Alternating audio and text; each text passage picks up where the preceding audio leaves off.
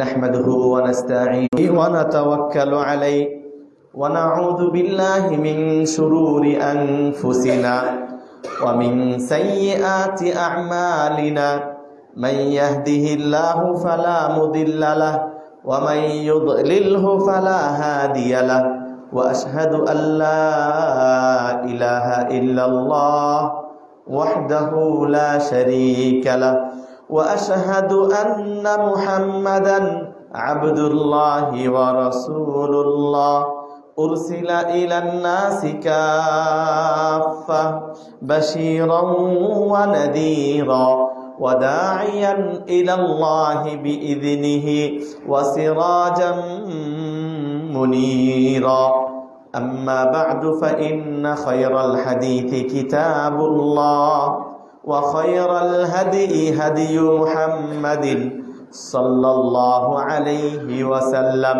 وشر الأمور محدثاتها وكل محدثة بدعة وكل بدعة ضلالة وكل ضلالة في النار أعوذ بالله من الشيطان الرجيم بسم الله الرحمن الرحيم إن عدة الشهور عند الله 12 شهرا في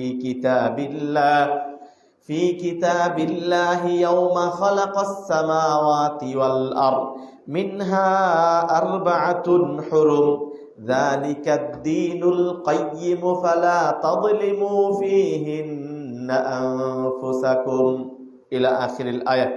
وعن أبي هريرة رضي الله تعالى عنه قال رسول الله صلى الله عليه وسلم أعمار أمتي ما بين 60 إلى 70 وأقلهم من يجوز ذلك. وعن عائشة قالت كان رسول الله صلى الله عليه وسلم يصوم حتى نقول لا يفطر ويفطر حتى نقول لا يصوم فما رأيت رسول الله صلى الله عليه وسلم استكمل صيام شهر إلا رمضان وما رأيته أكثر صياما منه في شعبان متفق عليه.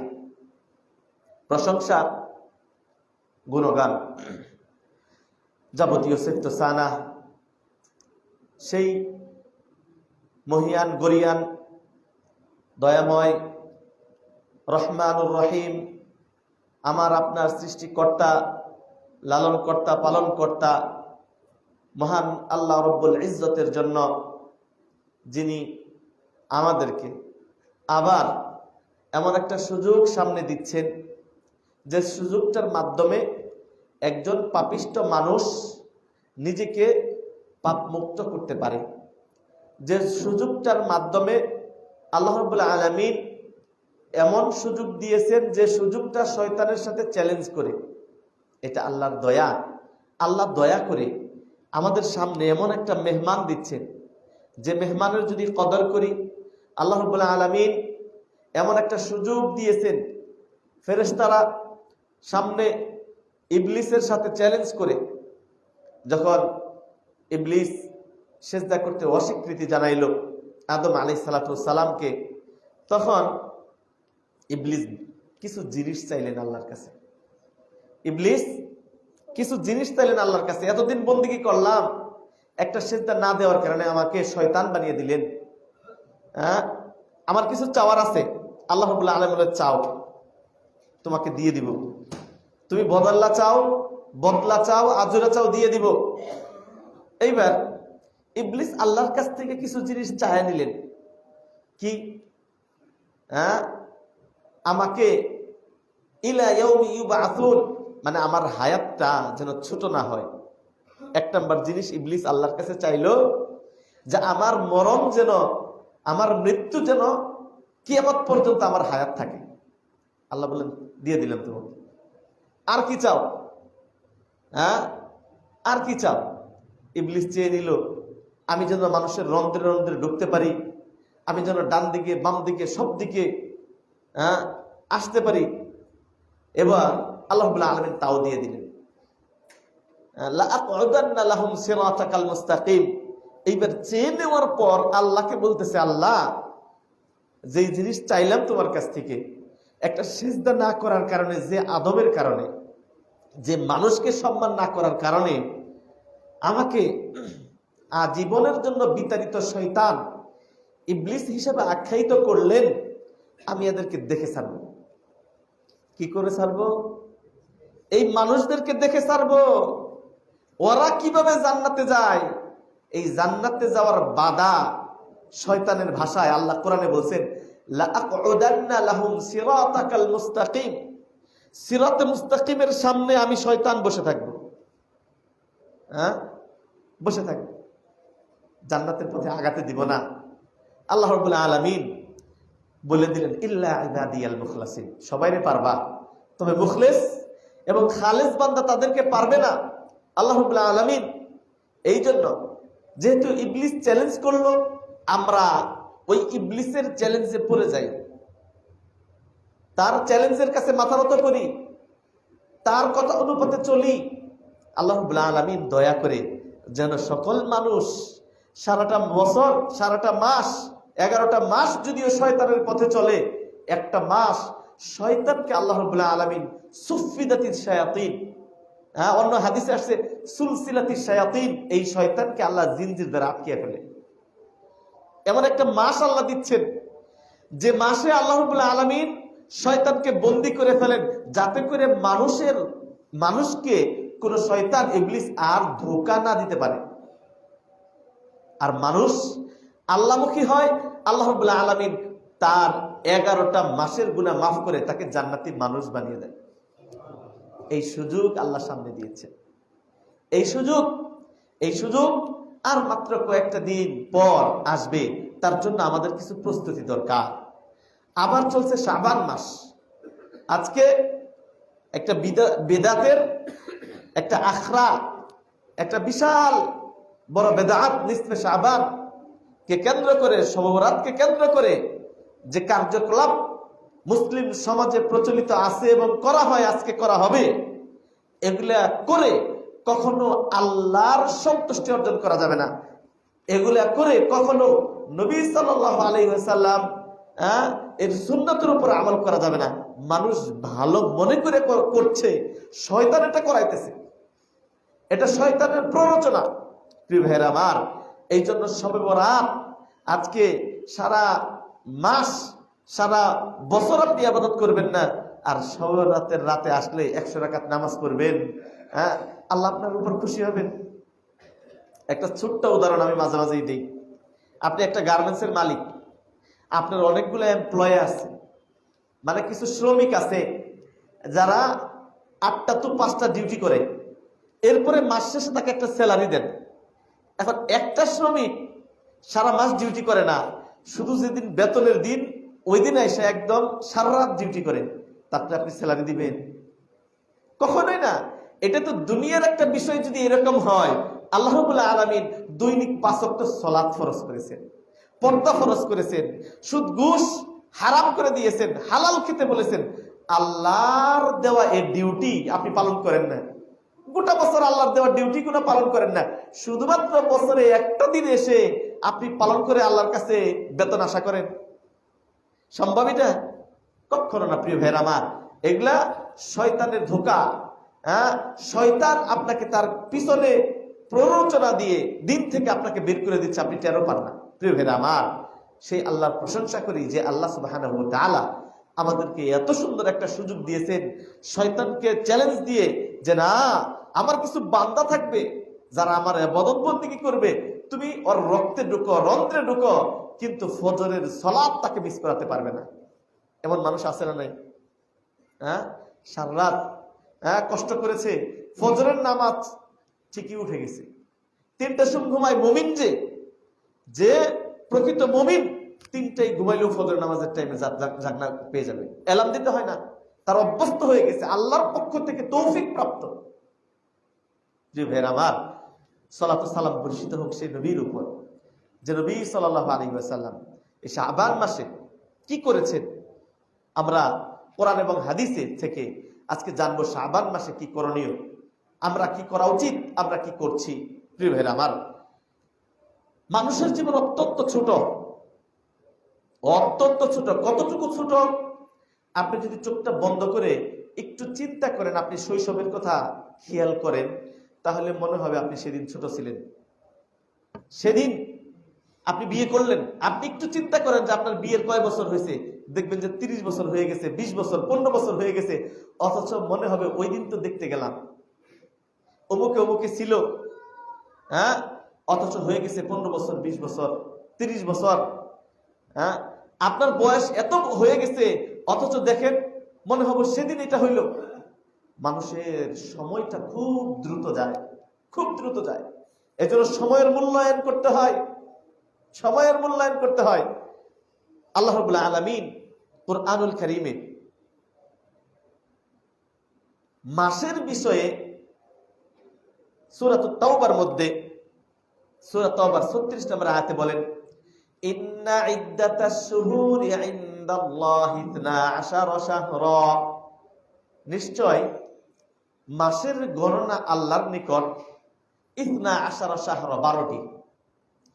কখন থেকে? ইয়াউমা খালাকাস সামাওয়াতি ওয়াল আরদ, আসমান ও জমিন যেদিন থেকে আল্লাহ সৃষ্টি করেছেন সেই দিন থেকে মাস দিয়েছেন 12টি। কে? আল্লাহ সুবহানাহু ওয়া তাআলা। আপনি চাইলে 13 মাস বানাইতে পারবেন না, চাইলে 11 মাস করতে পারবেন না। এই গণনা, এই সূর্য উঠে অস্তমিত যায় কার ইশারায়?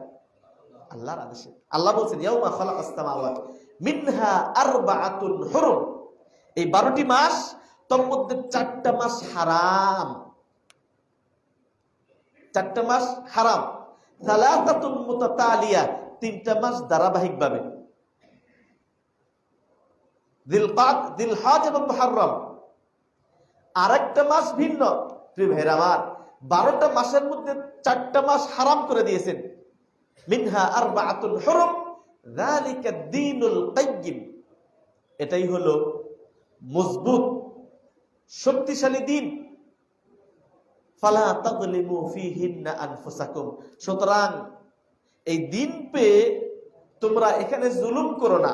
ফালা তাযলিমু ফীহিন্না আনফুসাকুম, জুলুম শব্দের অনেকগুলো অর্থ, তার মধ্যে একটা অর্থ হলো শিরক করা। অন্য সকল মাসে আল্লাহ শিরক করতে নিষেধ করেছেন আমভাবে, বিশেষ করে হারামের মাসে, বিশেষ করে হারামের মাসে। কেন? সব জায়গায় অপরাধ করা অপরাধ। মক্কার ঘরে যদি কেউ অপরাধ করে, ওখানে যেমন সওয়াবও বেশি, ওখানে অপরাধ করলে অপরাধও বেশি। এই জন্য আল্লাহ রাব্বুল আলামিন 4টা মাস হারাম সাব্যস্ত করে এই দিনের মধ্যে জুলুম নিষেধ করেছেন। ফালা তাযলিমু ফীহিন্না আনফুসাকুম। প্রিয় ভাইরা আমার, আল্লাহ রাব্বুল আলামিন এই 4টা হারাম মাসের অন্যতম একটা মাসে আল্লাহ আমাদেরকে হায়াত দারাজ করেছেন, বলি আলহামদুলিল্লাহ। আল্লাহ নবী সাল্লাল্লাহু আলাইহি সাল্লাম উম্মতের বয়স কতটুকু হবে, কত পরিমাণ হায়াত পাবো, আল্লাহ নবীর জীবদ্দশায় তিনি বলে দিয়েছেন। আবু হুরায়রার হাদিস, হাদিসটি সহিহ মুসলিমের, তিরমিজি, ইবনে মাজাহ, ইমাম আহমদ বিন হাম্বল বর্ণনা করে বলেন, আল্লাহ নবী বলেছেন, আমারু উম্মতি মা বাইনা 60 ইলা 70, আমার উম্মতের বয়স 60 থেকে 70। ওয়া আকাল্লুহুম মান ইয়াজুজু যালিক, খুব অল্প সংখ্যক মানুষ হবে যারা এই সীমা অতিক্রম করবে। তার মানে আল্লাহর নবীর পরিভাষায় আমার আপনার হায়াত 60 থেকে 70। এরপরে যদি কেউ হায়াত পায়, এটা খুব অল্প সংখ্যক মানুষ পাবে। অনেক মুরব্বিয়ানে কেরামগণ আছেন যাদের বয়স 60-এর পার হয়ে গেছে, যাদের বয়স 70 আপ হয়ে গেছে। আপনি বোনাস পাচ্ছেন, বোনাস পাচ্ছেন। এখনো যদি জান্নাত কামাই না করে নিতে পারেন, আপনার চাইতে বড় হতভাগা আর কেউ নেই, আর কেউ নেই। এই জন্য অনেকে অনেক বেশি হায়াত পায়, আবার অনেকে হায়াত অল্প পায়। কোনটা ভালো? বেশি হায়াত পাওয়া ভালো নাকি অল্প হায়াত পাওয়া ভালো? এক সাহাবী রাসূলুল্লাহ সাল্লাল্লাহু আলাইহি ওয়াসাল্লাম আসলেন, ইয়া রাসূলুল্লাহ, আমার তো অনেক হায়াত, আমার তো মরণ হয় না। আল্লাহ নবী সাল্লাল্লাহু আলাইহি ওয়াসাল্লাম বললেন, ওই হায়াতটা, বেশি হায়াত ভালো। আল্লাহর আনুগত্যে যে থাকে, সে যদি বেশি হায়াত পায় তাহলে তার মর্যাদা আরো বেশি পাবে। আর যদি বেশি হায়াত পাইলেন কিন্তু আল্লাহর আনুগত্যে চলতে পারছেন না, হালাল হারাম মেনে চলতে পারছেন না, দিনের উপর অটল নাই, আপনি যেরকম ইচ্ছা ওই রকমই চলতেছেন, তাহলে বুঝতে হবে এই হায়াত আপনার জন্য দুর্ভাগ্যের কারণ। মানে আল্লাহ আপনাকে শাস্তি বেশি দিবেন, এই জন্য আল্লাহ আপনাকে হায়াত দিয়েছেন। কারণ আপনি সঠিক পথে আসতে পারেন নাই, আল্লাহ আপনাকে সুযোগ দিচ্ছেন যাতে করে আপনি তওবা করে আল্লাহর পথে আসতে পারেন। আল্লাহ আপনাকে সুযোগ দিচ্ছেন, আবার রমজানটা আপনাকে পাওয়িয়ে দিচ্ছেন। যেহেতু হায়াত কম, একটা সুযোগ, আল্লাহ একটা মেহমান, আপনার গুনাহ মাফ করে নেওয়ার জন্য একটা ব্যবস্থা সামনে দিচ্ছেন, তার জন্য কিছু প্রস্তুতি আপনাদের নেওয়া দরকার আছে না নাই? যখনই বলি রমজানের প্রস্তুতি নিতে হবে, মাথায় চলে আসে সারা রমজানে প্রতিদিন 1 কেজি করে যদি ছোলা বুট খাই, তাহলে 30 কেজি ছোলা বুট কিনতে হবে। প্রতিদিন ইফতারিতে যদি 2টা আপেল খাই, 2টা মালটা খাই, তাহলে 60টা করে আপেল, কয়েক কেজি আপেল, কয়েক কেজি মালটা। রমজানে খেজুর খেতে হবে, কয়েক কেজি খেজুর। এটাই তো প্রস্তুতি। কি প্রস্তুতি নেবেন আপনি? রমজানের আগে দ্রব্য মূল্যের দাম বেড়ে যায়, বিশেষ করে রমজানে আরো বেশি। এটা যদি আমরা সোচ্চার না হয়, রমজান আসছে আপনাকে খাদ্য নিয়ন্ত্রণ করার জন্য, আমরা রমজানকে যেভাবে পালন করতেছি এভাবে রমজান এই উদ্দেশ্যে আসে নাই। সেহরি খাবো এতগুলো ভরে, এরপরে লম্বা একটা ঘুম দিব, ক্ষুধার কোনো তাড়নাই যেন না হয়, মাগরিবে আবার এতগুলো করে খাবো। প্রিয় ভাইরা আমার, রমজান তো আল্লাহ রাব্বুল আলামিন আপনাকে দিয়েছেন কেন? আপনি গরিব, অভাবীর ক্ষুধা বুঝবেন, ক্ষুধা বুঝবেন। আল্লাহর নবী সাল্লাল্লাহু আলাইহি ওয়াসাল্লাম ক্ষুধার তাড়নায় পেটে পাথর বেঁধেছেন, সাহাবী আইদাম খেতে পারেন নাই।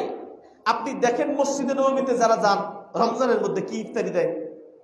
কয়েকটা খেজুর, রুটি, আর রুটির সাথে ওই যে আরেকটু মশলা দেয়, ওটা ভিজে ভিজে খায়, জমজম পানি, এইটুকু। আপনার আমার মতো এতগুলো ইফতারি চলে না।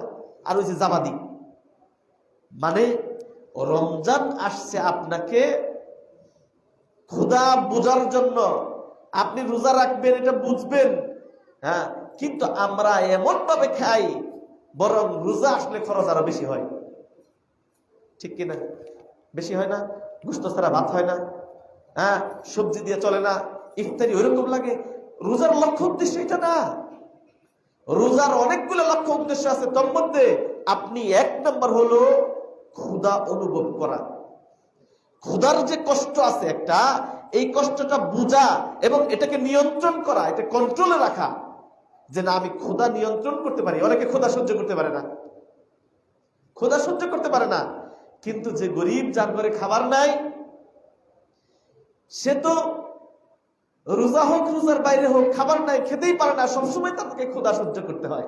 আল্লাহর নবী সাহাবে আইদাম ক্ষুধা সহ্য করেছেন, নিয়ন্ত্রণ করেছেন, এবং কি পেটে পাথর পর্যন্ত বেঁধেছেন, ইতিহাসে পাওয়া যায়। পাথর কেন বাঁধে? পেটটা যখন ভিতরে ঢুকে যায়, পাথরটা বাঁধলে একটু শক্তি হয় এবং পেটে কিছু আছে এটা বোঝা যায়। প্রিয় ভাইরা আমার, এইটা যদি ইসলামের মূল জিনিস হয়, মানে যিনি ইসলামের প্রধান নবী, তার যদি এটা অবস্থা হয়, আর আমার সাথে আপনার সাথে ওই রাসূলুল্লাহ সাল্লাল্লাহু আলাইহি ওয়াসাল্লামের এই অংশের সাথে কোনো মিল আছে? আপনি কোনোদিন ক্ষুধার তাড়নায় পেটে পাথর বাঁধছেন? প্রিয় ভাইরা আমার, রোজার প্রস্তুতি নিতে হবে। রোজার প্রস্তুতি হলো রোজার আগে রোজা রাখা। সামনে হাদিস শোনাবো। রোজার প্রস্তুতি কি? রোজার আগে রোজা রাখা, শাবানের রোজা রাখা। এই রোজার মধ্যে আবার ভুল বুঝবেন না, শাবান মানে সহবরাতের রোজা রাখা, বিষয়টা তা নয়।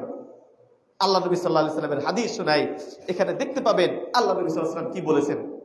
রোজার আগে প্রস্তুতি হলো নিজের শরীরটাকে ফিট করা, রোজার জন্য উপযুক্ত করে তৈরি করা।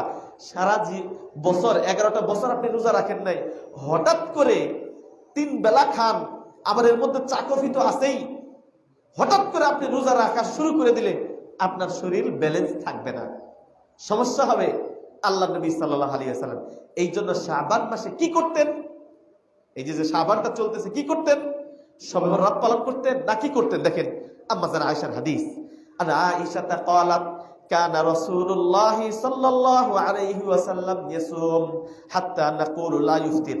আম্মা জান আয়েশা বলছেন, আল্লাহ নবী সাল্লাল্লাহু আলাইহি ওয়াসাল্লাম শাবান মাসে এতটা বেশি রোজা রাখতেন, হাত্তা নাকুলু লা ইফতির, আমরা মনে করতাম আল্লাহর নবী মনে হয় আর ইফতার মানে রোজা ছাড়বে না, এই শাবানের রোজা রাখতে রাখতেই মনে হয় রমজানের রোজা রাখা শুরু করে দিবে, এত বেশি রোজা রাখতেন। হাত্তা নাকুল লা ইয়াসুম। আবার তিনি কখনো কখনো এমন ভাবে রোজা ভাঙতেন, মানে শাবান মাসের শেষের দিকে এসে মনে হতো তিনি এই মাসে আর রোজা রাখবে না। এরপরে বলছেন, ফামা রাআইতু রাসূলুল্লাহ সাল্লাল্লাহু আলাইহি ওয়াসাল্লাম ইস্তাকবালা সিয়ামা শাহরি রমাদান ইল্লা রমাদান।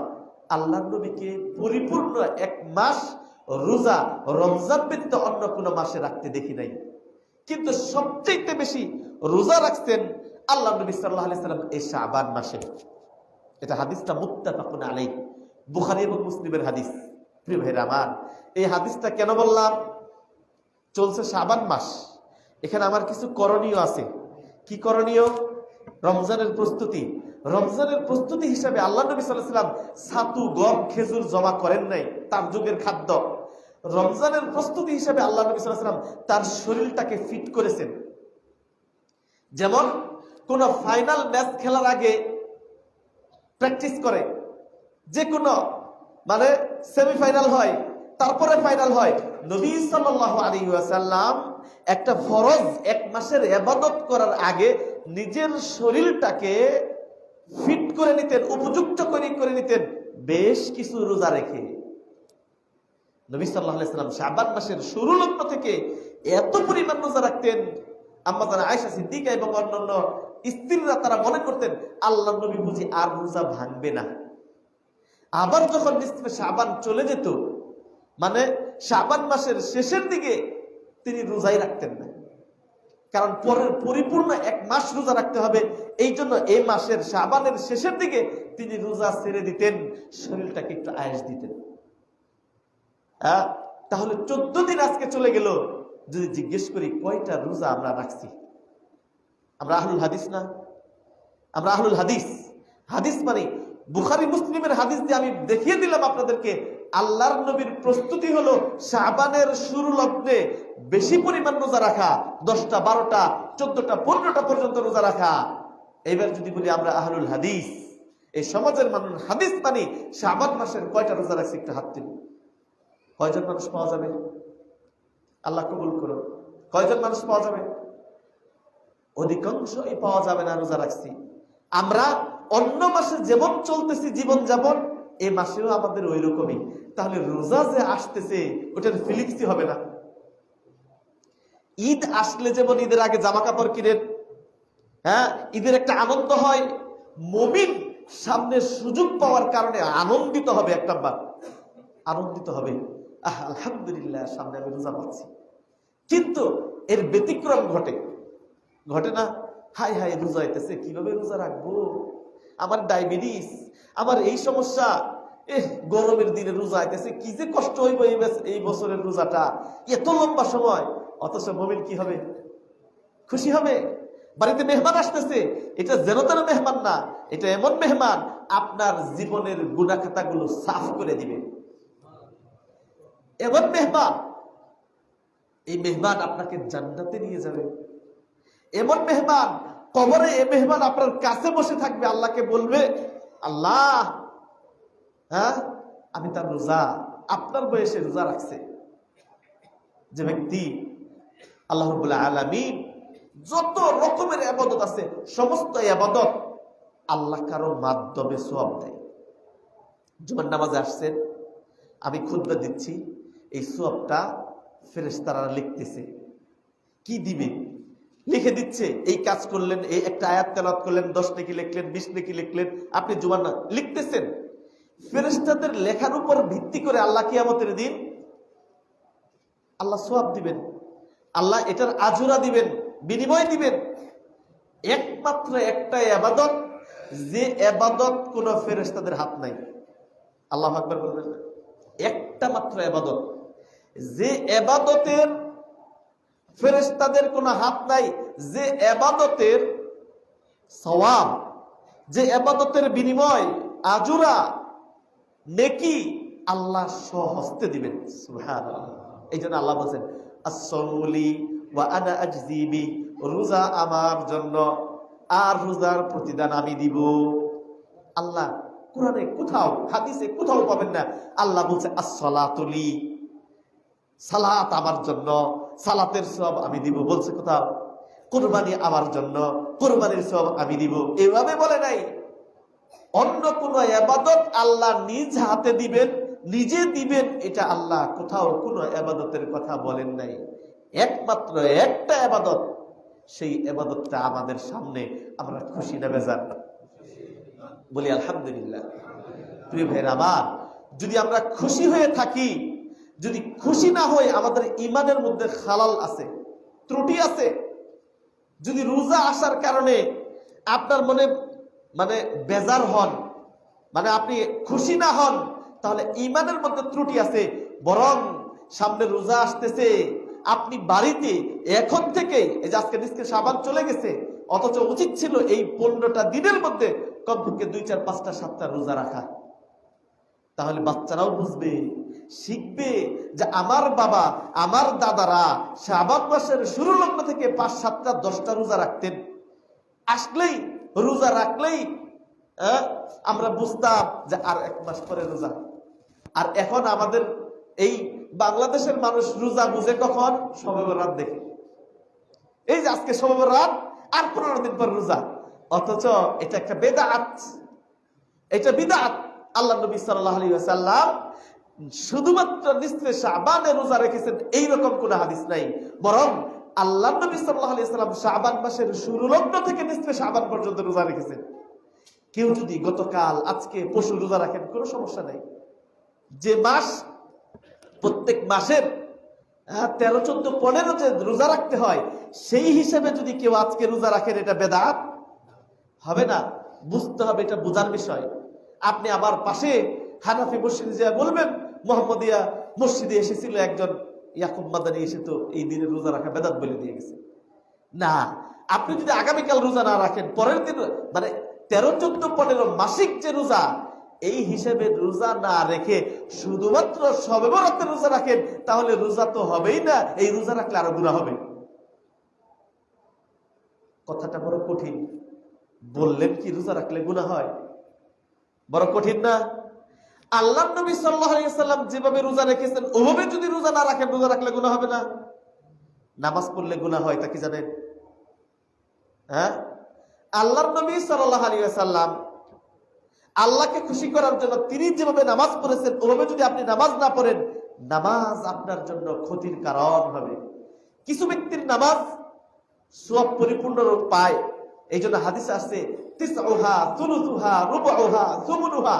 কেউ 100-তে 100 পায় নামাজ পড়ে, কেউ 90 পায়, কেউ 80 পায়, কেউ 70 পায়, কেউ 10 পায়, কেউ কিছুই পায় না। তার নামাজ তার মাথার উপর দিয়ে ঘুরতে থাকে। উল্টা নামাজ তার জন্য বদদুয়ার কারণ হয়। যে রুকন ঠিক মতো আদায় করে না, ওয়াজিব ঠিক মতো আদায় করে না, নামাজের মধ্যে খুশু নাই। রাসূলুল্লাহ সাল্লাল্লাহু আলাইহি ওয়াসাল্লাম যেভাবে নামাজ পড়েছেন ওইভাবে না, বরং মানুষ দেখানোর জন্য সালাত পড়ে। বয়স হয়ে গেছে, সালাত যদি না পড়ি মানুষ কি বলবে? এইভাবে যদি কেউ সালাত পড়ে, ওই সালাত তার মাথার উপরে আকাশে ঘুরতে থাকে, তার উপরেই তার বালা মুসিবত হিসেবে ফিরে আসে। নামাজ পড়লেও গুনাহ হয়, রোজা রাখলেও গুনাহ হয়। যদি রোজা রাখার মতো না হয়, রোজা রাখলে নামাজের খবর নাই। নামাজ না পড়া ব্যক্তি, তার রোজা নাই, সে তো মুসলমানই না। কিন্তু বহু মানুষ আছে নামাজ পড়ে না, কিন্তু রোজা রাখে, সাহারি খায়, সেহরি খেয়ে ঘুমিয়ে যায়, ফজরের নামাজ পড়ে না। যদি নামাজ না পড়ে সে মুসলমানই না। আচ্ছা, আপনি ইবাদত করবেন তখন যখন আপনি মুসলমান। এই সপ্তাহে কথা একটা মনে পড়ে গেল। এই 2 দিন আগে আমার হাতে আলহামদুলিল্লাহ একজন মুসলমান হয়েছে। আমি তো ফেসবুকে একটা ভিডিও আছে, অনেকেই দেখেছেন। তো ওই ব্যক্তি আসরের পরে ইসলাম কবুল করলো, নামাজের যেহেতু কালেমা পড়ে নাই, মুসলমান না। আসর আমরা নামাজ পড়তেছি, সে গোসল টুজু করিয়া পাশে বসিয়ে রাখছি, কারণ তার নামাজ ফরজ হয় না, এখন কালেমা পাঠ করে নাই। নামাজ পড়ে কালেমা পাঠ করে এলাম, মাগরিবের সালাত তাকে পড়াইলাম এবং বললাম, এখন থেকে আপনার গুনাহ মাফ, নামাজ ছাড়া যাবে না। নামাজ না পড়লে সে মুসলমান না, তাহলে রোজা তার জন্য কিভাবে হয়? এই জন্য বিষয়টা অত্যন্ত জটিল। সালাত যেমন ফরজ, সালাত যেমন ফরজ, রোজা ওই রকম ফরজ। সালাত না করে রোজা রাখলে রোজার সওয়াব আপনি পাবেন না, কারণ আপনি আসল জিনিস নাই, অস্তিত্ব মৌলিক মূল জিনিসটা নাই। এই জন্য প্রিয় ভাইরা আমার, সামনে আসতেছে সিয়াম, সামনে আসতেছে রমজানের রোজা, এটা ফরজ। এই ফরজ আদায় করার জন্য, ফরজ রোজা পালন করার জন্য আমাদের জন্য যেন ব্যাঘাত না ঘটে, শরীরটা যেন উপযুক্ত হয়। হঠাৎ করে রোজা রাখার জন্য আমি অসুস্থ হয়ে যেতে পারি। এই জন্য নবী সাল্লাল্লাহু আলাইহি ওয়াসাল্লামের সুন্নাহ হলো এই শাবান মাসে বেশি বেশি সিয়াম পালন করা, আর বিশেষ করে শুরু লগ্নে এবং শেষের দিকে যে তিনি এত বেশি রোজা রাখেন নাই। প্রিয় ভাইয়েরা আমার, আন Usama ibn Zayd قال Usama ibn Zayd তিনি বলেন, কুলতু ইয়া রাসূলুল্লাহ লাম আরাকা তাসুমু শাহরান মিনাশ শুহুরি মা তাসুম মিন শাবান।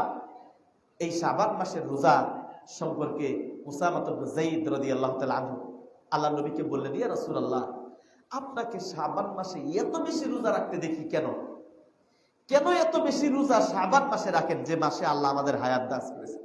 কত মানুষ দেখেন গত বছর ছিল, রমজান পেয়েছিল, এবছর আর পাবে না। হয়তো আমাদের মধ্যে কেউ রমজান পাবো না, এর মধ্যেই চলে যাব। এই জন্য নিয়ত করে রাখেন, এখনই খুশি হন যে আল্লাহ সামনে যেন রমজানের পুরা রোজাটা রাখতে পারি, আল্লাহ সেই তৌফিক দিও। অসুখ বিসুখ থেকে আল্লাহ মুক্ত করো, সুস্থ রেখো, যাতে করে রমজানের রোজাটা নবী সাল্লাল্লাহু আলাইহি ওয়াসাল্লাম এর দেখানো পথ অনুপাতে রেখে তোমাকে খুশি করে জীবনের গুনাহ খাতাগুলো মাফ করে নিতে পারি, আল্লাহ সেই তৌফিক দিও। আল্লাহর কাছে এক নাম্বার দোয়া করা। এই জন্য সাহাবীদের মধ্যে 6 মাস রোজা, 6 মাস বাকি থাকতে তারা দোয়া করতেন, আল্লাহ যেন রমজানের রোজাটা যেন পাই, রমজানের রোজা না পেয়ে তুমি আমাদেরকে মরণ দিও না। এই দোয়া করতেন, এই দোয়া করতেন। আপনি আমি কয়দিন দোয়া করেছি? আরো কষ্ট মনে করে থাকি, আরো মনে করে থাকি রোজা আসতেছে, কষ্টের দিন, কিভাবে কি করব। আমাদের ঈমানের দুর্বলতা, এটা ঈমানের দুর্বলতা। উসামা ইবনে যায়েদ রাদিয়াল্লাহু তাআলা আনহু আল্লাহর নবীকে জিজ্ঞেস করলেন, ইয়া রাসূলুল্লাহ, আপনি এত বেশি রোজা রাখেন শাবান মাসে কেন? ক্বালা যালিকা শাহরুন। আল্লাহ নবী সাল্লাল্লাহু আলাইহি ওয়াসাল্লাম বলেছেন, এটা এমন একটা মাস, এই যে মাসে আমরা আছি শাবান মাস, এটা এমন একটা মাস ইউগফালুন নাসু আনহু, অধিকাংশ মানুষ এই মাসটা সম্পর্কে গাফিল থাকে, অজ্ঞ থাকে, এত মূল্যায়ন করে না। বাইনা রজব ও রমাদান, ওই মাসটা কি রজব এবং রমাদানের মাঝামাঝি একটা মাস। কোন মাস? শাবান মাস। এই মাস সম্পর্কে মানুষ গাফিল থাকে, উদাসীন, গুরুত্ব দেয় না।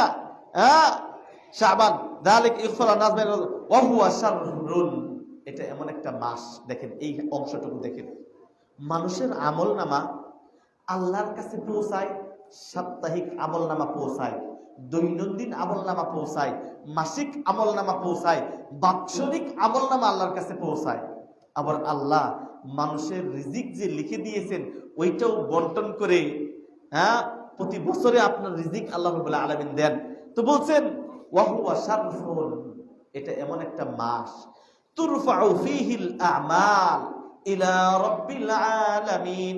এটা শাবান এমন একটা মাস, এই মাসের ইবাদত বন্দেগী আমল সমূহ আল্লাহ রাব্বুল আলামিনের কাছে পৌঁছায়। সুবহানাল্লাহ।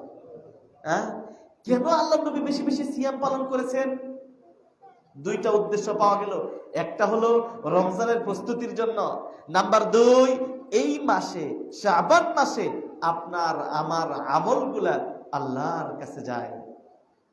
এই জন্য আল্লাহর নবী চাইতেন আমার আমলটা আল্লাহর কাছে যাক, এমন অবস্থায় যে আমি রোজা, এই আমলটা যেন আল্লাহর কাছে যায়। ফাআহাব্বু আইয়ারফা আমালি ওয়া আলা সাইমুন। সুতরাং আমি আল্লাহর নবী, উসামা তুমি তো আমাকে জিজ্ঞেস করলে তুমি আল্লাহর নবী আপনি এত বেশি রোজা কেন রাখেন? আমি কেন রাখি? যেহেতু এই মাসে আল্লাহর কাছে আমল যায়, আমি চাই আমার আমলটা যাক আমার রোজা রাখা অবস্থায়। এটা চাই। তাহলে আমাদের কি করা উচিত? এই শাবান মাসে বেশি বেশি সিয়াম পালন করা উচিত, বেশি বেশি দান সাদকা করা উচিত, কল্যাণের কাজে আগিয়ে যাওয়া উচিত। আল্লাহ নবী সাল্লাল্লাহু আলাইহি ওয়াসাল্লাম এটাই করেছেন। প্রিয় ভাইরা আমার, এক্ষেত্রে বড় ইবাদতের জন্য ছোট ইবাদতের মাধ্যমে প্রস্তুতি আল্লাহ নবী সাল্লাল্লাহু আলাইহি সাল্লাম নিয়েছেন। আমাদেরও এই শাবান মাসে যেটা করণীয় সেটা হলো নেকির কাজ, কল্যাণ কাজ বেশি বেশি করা। আন আবি সালামা, হাদিসটি ইমাম নাসাই বর্ণনা করেছেন।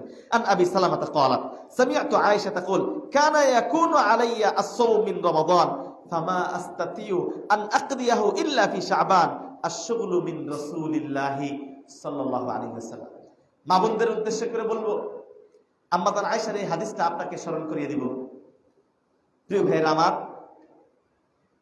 আল্লাহ নবী সাল্লাল্লাহু আলাইহি সাল্লামের স্ত্রী আম্মাজান আয়েশা সিদ্দিকা রাদিয়াল্লাহু তাআলা আনহা বলছেন যে আমার বিগত রমজানের কিছু কাজা রোজা থাকতো, মানে মেয়েদের যে সমস্যা হয়, এই সমস্যার কারণে রোজা ভাঙতে হয় 5 দিন 7 দিন, এই রোজাগুলা আম্মাজান আয়েশা বলছেন আমি পালন করতে পারতাম না। সর্বশেষ শাবান মাসে এই রোজাগুলা, বিগত বছরের কাজা রোজাগুলা আমি পালন করতাম। কেন? মিন শুগুলি রাসূলিল্লাহি সাল্লাল্লাহু আলাইহি ওয়াসাল্লাম, আল্লাহর নবীকে খেদমতে গোটা বছর আমি ব্যস্ত থাকতাম।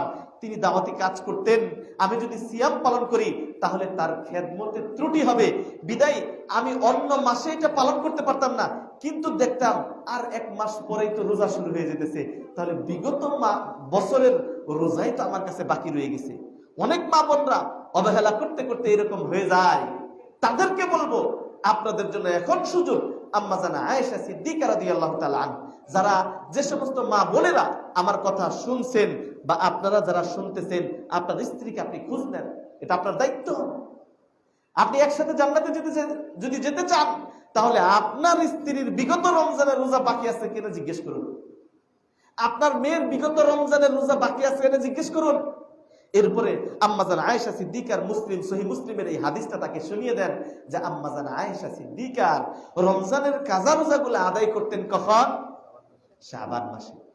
তাহলে এই শাবান মাসে আমাদের মা বোনদের একটা করণীয়, এই হাদিস থেকে আমরা যেটা বুঝতে পারলাম সেটা হলো আমাদের মা বোনদের যাদের বিগত রমজানের রোজা কাজা রয়ে গেছে, আম্মাজান আয়েশা সিদ্দিকা এই শাবান মাসে কাজা করতেন। সুতরাং কাজা পালন করতে যে কোনো মা বোন যদি আজকের দিনে রোজা রাখেন, শবে বরাতের রাতের রোজা না, বরং কোন রোজা? কাজা রোজা। ভালো করে বুঝেন, কাজা রোজা যদি আপনি রাখেন এটা বেদাত হবে না। প্রিয় ভাইরা আমার, আর যদি কোনো ব্যক্তি শুধুমাত্র শবে বরাতের কেন্দ্রিক রোজা রাখেন, এটা তার ভুল, এটা সে বেদাত করবে, এটা তার সঠিক হবে না। প্রিয় ভাইরা আমার, আর একটা হাদিস বলেই খুতবার ইতি টানছি। এই শবে বরাত সম্পর্কে যে হাদিসটা প্রায় 16টি হাদিস বলা হয়, শবে বরাতের ফজিলত সম্পর্কে 16টা হাদিসের একটারও কোনো ভিত্তি নেই, সবগুলো যায়ীফ এবং দুর্বল। বরং যতগুলা হাদিস পাওয়া যায় হাদিসগুলা আম। একটা হাদিস দেখেন, আবু হুরায়রা রাদিয়াল্লাহু তাআলা আনহু বলেন, তুফতাহু আবওয়াবুল জান্নাহ, জান্নাতের দরজা খুলে দেয় ইয়াউমুল ইতনাইনি ওয়া ইয়াউমুল খামিস, সপ্তাহে 2 দিন জান্নাতের দরজা খোলা হয়। কোন দিন? সোমবার এবং বৃহস্পতিবার। ফায়ুগফারু লিকুল্লি আবদিন, আল্লাহ প্রত্যেক ওই বান্দাকে মাফ করে দেন। কাকে? লা ইউশরিকু বিল্লাহি শাইআ, যে বান্দা আল্লাহর সাথে শিরক করে না, ওই বান্দাকে আল্লাহ ক্ষমা করে দেন। সুবহানাল্লাহ। ইল্লা রাজুলান, তবে এক ব্যক্তিকে ক্ষমা করেন না। কোন সেই ব্যক্তি?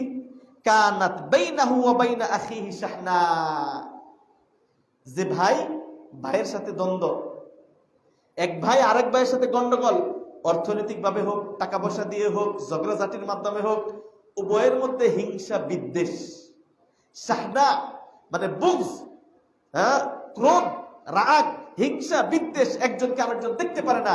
এই ক্রোধ, হিংসা, বিদ্বেষ যে ব্যক্তির অন্তরের মধ্যে রয়ে গেছে, আল্লাহ ওই ব্যক্তিকে ক্ষমা। তাহলে 2 ব্যক্তিকে আল্লাহ ক্ষমা করেন না, একটা হলো শিরককারী, আরেকটা হলো হিংসার বিদ্বেষ যে অন্তরের মধ্যে পুষে রাখে, ওই ব্যক্তিকে আল্লাহ ক্ষমা করেন না। এই 2 শ্রেণীর ব্যক্তি ব্যতীত যত মানুষ আছে সমস্ত মানুষকে আল্লাহ ক্ষমা করে দেন। প্রিয় ভাইরা আমার, ফায়ুকাল, ওই 2 ব্যক্তিকে ক্ষমা না করে তাদেরকে আল্লাহ বলেন, ফেরেশতাদেরকে বলেন, উনজুর হাদাইনি হাত্তা ইয়াসতালিহা, এই দুইজনের প্রতি লক্ষ্য রাখো। ওরা যদি মীমাংসা হয়ে যায়, মিলে যায়, ভাইয়ে ভাইয়ে গলায় ধরে নেয়, ভাই যা হয়েছিল মাফ করে দিও, নইলে তো আল্লাহ মাফ করবে না, হ্যাঁ, একজনকে সালাম মুসাফা করে গলায় জড়িয়ে ধরে যদি মিলে যায়, ইস্তালিহা সংশোধন হয়ে যায়, আবার আগের মতো হয়ে যায়, যতক্ষণ পর্যন্ত সংশোধন না হয় ফেরেশতাদেরকে আল্লাহ বলে উনজুর হাদাইনি হাত্তা ইস্তালিহা, এই দুইজনকে ততক্ষণ পর্যন্ত ক্ষমা করো না যতক্ষণ পর্যন্ত তারা মিলে না যায়। তাহলে আপনি যদি ক্ষমা পেতে চান তাহলে আপনাকে হিংসা বিদ্বেষ মুক্ত থাকতে হবে। আপনি যদি ক্ষমা পেতে চান আপনাকে শিরক করা যাবে না। আপনি যদি ক্ষমা পেতে চান আপনি ভাইয়ে ভাইয়ে মিলে যেতে হবে। পারবেন তো ইনশাআল্লাহ? আল্লাহ তৌফিক দান করুন। প্রিয় ভাইয়েরা আমার, ইমাম মুসলিমের হাদিস, হ্যাঁ, ইমাম মুসলিম নবী সাল্লাল্লাহু আলাইহি ওয়াসাল্লাম থেকে সহিহ যে কথাটা এসেছে যে আল্লাহ নবী সাল্লাল্লাহু আলাইহি ওয়াসাল্লাম এর পক্ষ থেকে যে হাদিস, বৃহস্পতি এবং সোমবার, প্রত্যেক বৃহস্পতি এবং সোমবার জান্নাতের দরজা খুলে দেয়, সবাইকে আল্লাহ ক্ষমা করে দেন প্রতি সপ্তাহে। এটা শুধুমাত্র শবে বরাত কেন্দ্রিকের যে হাদিসগুলো আসে, যে এত এত মানুষকে আল্লাহ ক্ষমা করে দেন, বিশেষ যে ফজিলত, এই ফজিলত গুলা সঠিক না প্রিয় ভাইরা আমার। বরং এর বিপরীতে আল্লাহ রাব্বুল আলামিন প্রত্যেকটা বান্দাকে প্রতি রাতের 1/3 যাওয়ার পর তিনি ডাকেন, আল্লাহ রাব্বুল আলামিন। তাহলে আল্লাহ তো প্রতি রাতেই ডাকে, আপনি সব রাতে খাস করে আপনার দিলটারে ছোট করে নিলেন। আপনি আল্লাহ আপনাকে বড় করে দিলেন, প্রতি রাতে আমি তোমারে ক্ষমা করি। প্রতি রাতে আল্লাহ ডাকে, কিভাবে ডাকে দেখেন। আবু হুরায়রা বলেন, ইয়ানজিলু রাব্বুনা তাবারাকা ওয়া তাআলা কুল্লা লাইলাতিন ইলাস সামাঈদ দুনিয়া। প্রতিটা রাতে 1/3 যখন চলে যায় দুনিয়ার আকাশে এসে আল্লাহ রাব্বুল আলামিন বলেন, কি বলেন? ইয়াকুলু মাইয়াদউনি ফাআস্তাজিবা লাহ, কে আমাকে ডাকো আমি তার ডাকে সাড়া দিব। মাইয়াসআলুনি ফাউতিয়াহ, কে আমার কাছে চাবে আমি তাকে দিয়ে দিব। কে অসুস্থ আছো আমার কাছে চাও আমি তাকে সুস্থ করে দিব। কার সম্পদ দরকার আমার কাছে চাও আমি তাকে সম্পদ দিব। ওয়াদালিকা কুল্লা লাইলা, এটা প্রতিদিন 1/3 রাতের 1/3 চলে যাওয়ার পর আল্লাহ রাব্বুল আলামিন এভাবে আপনাকে আমাকে ডাকতে থাকেন। এটা প্রতিদিন প্রতি রাতে এই কাজটা আল্লাহ রাব্বুল আলামিন করেন। অথচ আমরা বানিয়ে নিলাম শুধুমাত্র শবে বরাতের রাতে আল্লাহ রাব্বুল আলামিন দুনিয়ার আসমানে সেভাবে ডাকেন। তাহলে আল্লাহ প্রতিদিন ডাকেন, এটা সহিহ বুখারীর হাদিস। আর যেটা শুধুমাত্র শবে বরাতকে খাস করে দিলেন, এইটা হাদিসটা সহিহ নয়। আল্লাহ রাব্বুল আলামিন এ পর্যন্ত যে আলোচনা করলাম, রমজানের প্রস্তুতি নেওয়া, শাবান মাসের গুরুত্ব, সেটা হলো আমরা যতটুকু আলোচনার মধ্যে পেলাম সেটা হলো এই মাসে আমাদেরকে প্রস্তুতি নিতে হবে। প্রস্তুতিটা হবে নিয়ত করা, যে আল্লাহ রাব্বুল আলামিন আমি যেন রোজা রাখতে পারি সেই তৌফিক আল্লাহর কাছে চাওয়া, নিয়ত করা, দোয়া করা, আর কিছু নেক আমল করা। কিছু নেক আমলের মধ্যে অন্যতম হলো সিয়াম পালন করা।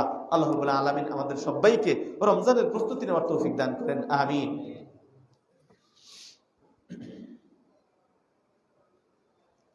আলহামদুলিল্লাহ নাহমাদুহু ওয়া নাস্তাঈনুহু ওয়া নাস্তাগফিরুহু ওয়া নু'মিনু বিহি ওয়া নাতাওয়াক্কালু আলাইহি ওয়া নাউযু বিল্লাহি মিন শুরুরি আনফুসিনা ওয়া মিন সাইয়্যাতি আ'মালিনা মান ইয়াহদিহিল্লাহু ফালা মুদিল্লা লাহু ওয়া মান ইউদ্লিলহু ফালা হাদিয়া লাহু ওয়া আশহাদু আল লা ইলাহা ইল্লাল্লাহু ওয়াহদাহু লা শারীকা লাহু ওয়া আশহাদু আন্না মুহাম্মাদান আবদুল্লাহি ওয়া রাসূলুল্লাহ। আম্মা বা'দ, আউযু বিল্লাহি মিনাশ শাইতানির রাজীম। বিসমিল্লাহির রহমানির রহিম। ইন্নাল্লাহা ওয়া মালাইকাতাহু ইউসাল্লুনা আলান নবী ইয়া আইয়ুহাল্লাযীনা আমানু সাল্লু আলাইহি ওয়া সাল্লিমু তাসলিমা। আল্লাহুম্মা সাল্লি আলা মুহাম্মাদ ওয়া আলা আলি মুহাম্মাদ কামা সাল্লাইতা আলা ইব্রাহিম ওয়া আলা আলি ইব্রাহিম ইন্নাকা হামিদুম মাজিদ। আল্লাহুম্মা বারিক আলা মুহাম্মাদ ওয়া আলা আলি মুহাম্মাদ কামা বারাকতা আলা ইব্রাহিম ওয়া আলা আলি ইব্রাহিম ইন্নাকা হামিদুম মাজিদ। প্রিয় ভাইরা আমার, অনেকে চুপ আছেন। নবী সাল্লাল্লাহু আলাইহি ওয়াসাল্লামের উপর দরুদ পড়লে দরুদ পড়তে হয়, এটাই নিয়ম। দরুদ যদি না পড়েন আপনি রাহমা পাবেন না। নবী সাল্লাল্লাহু আলাইহি ওয়াসাল্লাম বলেন, মান সাল্লা আলাইয়া সালাতান ওয়াহিদা, যে ব্যক্তি আমি নবীর উপর একবার দরুদ পাঠ করলো সাল্লাল্লাহু আলাইহি বিহা আশারা, আল্লাহ তার উপর 10 বার রহমত বর্ষণ করেন। এই জন্য খুতবার মধ্যে দরুদ পড়তে হয়। শুরুতে দরুদ, শেষে দরুদ। দুরূদ ব্যতীত খুতবা পরিপূর্ণ না। কেউ যদি নবীর উপর দুরূদ না পড়ে, খুতবা শেষ করে দেয়, তার খুতবা হবে না। আল্লাহর প্রশংসা না করে তার খুতবা হবে না। এটা একটা পাঠ। সুতরাং ইমাম যখন পড়বে আপনারাও পাঠ করবেন। আল্লাহুম্মা আইজ্জাল ইসলাম ওয়াল মুসলিমিন ওয়া আদিল্লাশ শিরকা ওয়াল মুশরিকিন ওয়া দাম্মির আ'দা আদ-দ্বীন ওয়াজআল হাযাল বালাদা আমিনাম মুতমাইন্না ওয়া সাইরা বিলাদিল মুসলিমিন। আল্লাহ তুমি আমাদের দেশটাকে হেফাজত করো। আল্লাহ যারা দায়িত্বে আছে আল্লাহ তুমি তাদেরকে ভালো কাজ করার তৌফিক দান করো। কোরআন সুন্নাহ মোতাবেক দেশ পরিচালনা করার তৌফিক দান করো। আল্লাহ রাব্বুল আলামিন সামনে যারা আসবে তারা যেন ইসলামের পক্ষে কাজ করে এমন কিছু মানুষকে আল্লাহ তুমি পছন্দ করো, যারা তোমার এই বাংলাদেশ লাল সবুজের পতাকায় এই দেশটাকে ইসলামী নিয়ম কানুন বাস্তবায়ন করে, সেই তৌফিক তুমি তাদেরকে দান করো। আল্লাহ যারাই আমাদের নেতা হবে তারা যেন ইসলাম প্রিয় হয়, যারা যেন কোরআন প্রিয় হয়, তারা যেন রাসূল প্রিয় হয়। কোন নাস্তিক বাম যেন আমাদের লিডার যেন না হয়। আল্লাহ যারা নাস্তিক বাম তাদেরকে নেতৃত্ব থেকে তুমি সরিয়ে দাও। আল্লাহ নতুন বাংলাদেশ গড়ার জন্য আল্লাহ এমন বাংলাদেশ তুমি আমাদেরকে দান করো, উন্নত সুন্দর ভালো দেশ তুমি আমাদেরকে দান করো, যেখানে আমরা সবাই সুন্দর ভালোভাবে জীবনযাপন করতে পারবো, কেউ কারোর উপর জুলুম করবে না, এমন সুন্দর দেশ তুমি আমাদেরকে দান করো। আল্লাহ তুমিই পারো আমাদেরকে সেই দেশ দিতে, তুমি যদি না দাও কেউই পারবে না। আল্লাহ তোমার কাছে চাচ্ছি একটা সুন্দর দেশ, সৌদি আরবের মতো সুন্দর একটা দেশ তুমি দান করো, যে দেশে অর্থের অভাব থাকবে না, যে দেশে তেলের অভাব থাকবে না, যে দেশে শিরক করবে না, যে দেশ তাওহীদের উপর চলবে, এমন দেশ তুমি আমাদেরকে দান করো। আল্লাহ রাব্বুল আলামিন আমাদের মধ্যে যারা অসুস্থ আছে তাদেরকে শিফায়ে কামিল